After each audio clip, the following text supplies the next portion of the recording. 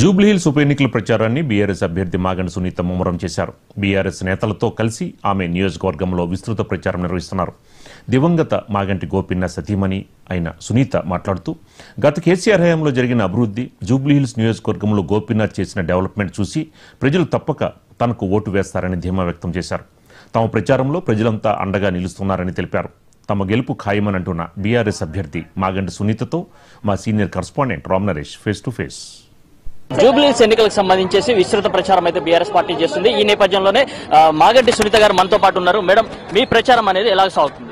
మంచిగా సాగుతుంది. అందరు బాగా రిసీవ్ చేసుకుంటున్నారు. బాగుంది.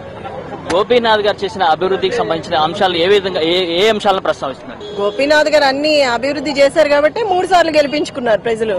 అయితే ఇప్పుడు మీరు ప్రచారం చేస్తున్నారు కాబట్టి మీకు ప్రజల నుంచి ఏ విధంగా రెస్పాన్స్?